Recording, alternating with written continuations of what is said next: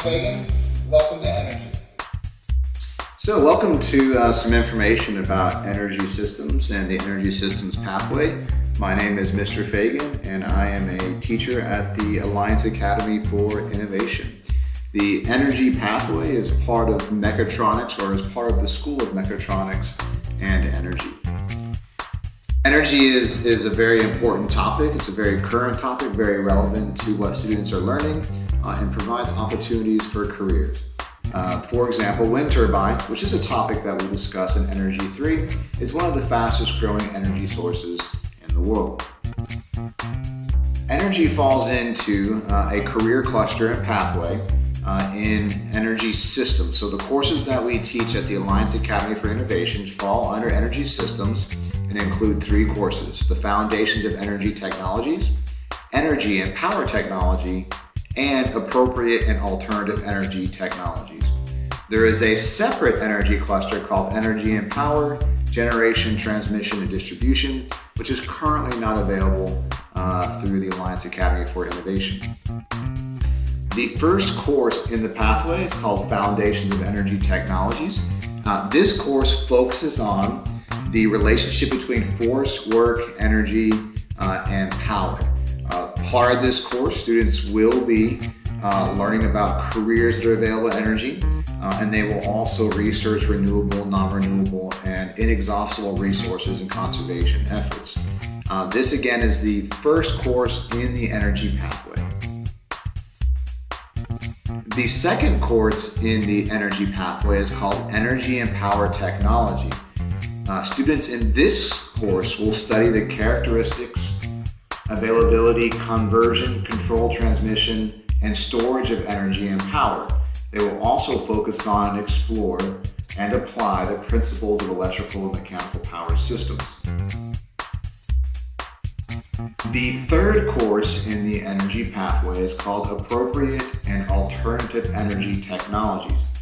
This course will focus on non-renewable and renewable energy sources and how these energy sources affect their world.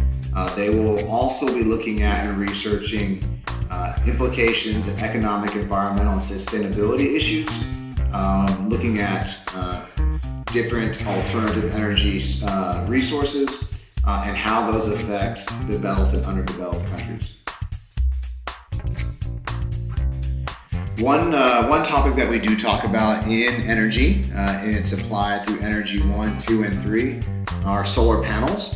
And solar panels, something that your student will work with, learn about, manipulate, is the most abundant energy source on the earth. So the energy program at the Alliance Academy for Innovation uses many different tools for teaching and learning. But some of those tools are the Marcraft trainers that we have in the classroom. These trainers are designed for experiential learning opportunities that we can provide to your student. For example, we have trainers for sustainable conservation of energy, fuel cell technology. This actual trainer here incorporates the use of fuel cells, photovoltaic cells, and a wind turbine. We also look at ethanol fuel processing plants in the production of biofuels, producing ethanol, and then that ethanol is used to run some remote control cars that we have that run on ethanol. So in this trainer, the students will learn the process for producing ethanol and other biofuels. We also have a hydropower technology plant, which looks at hydroelectric dams and also looks at water wheels and falling water and manipulating the flow of the water and how that produces more or less energy. We also have wind turbine technology that students will learn about and how to use, how to install, how much power can be produced, and how that power is used in commercial and residential settings. We also look at hydrogen and fuel cells. One really cool activity that we do in Energy 3 is show students how to produce hydrogen fuel or hydrogen gas that they can then use in a fuel cell. There are several co-curricular opportunities in energy. You have the FIRST robotics program, which is broken into two parts. We have the FIRST Tech Challenge and FIRST Robotics Challenge. And that is run primarily through the mechatronics side of mechatronics and energy, but they work collaboratively. We also have the Technology Student Association, known as TSA, which hosts regional conferences and state competitions. And then third, we have the Electrothon race team. So the Technology Student Association is part of the energy pathway. Students within TSA actively participate in conferences, leadership opportunities. They also participate in state competitions relating to technology and energy. So again, through TSA, your student will have leadership opportunities. We have chapter meetings available through AAI. We have a core leadership conference that officers go through to learn about leadership. We attend the Technology Day at the Georgia National Fairgrounds in Perry, Georgia, which is a very small competition paired up with a day at the fair. And then we have a state leadership conference in Athens, Georgia, where students around the state come together to compete in several different projects relating to technology and energy.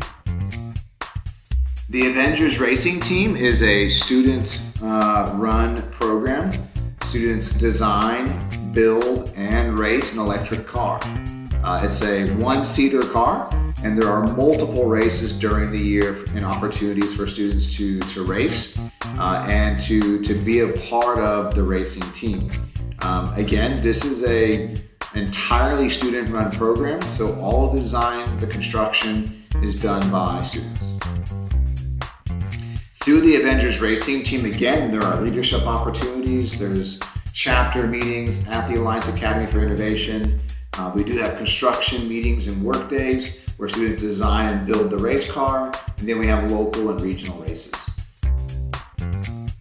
After completing the energy pathway, your student can enter into a degree program at a university. They could enter the workforce as a technician, or even enter into a 2-year technical training and degree program to further their learning and understanding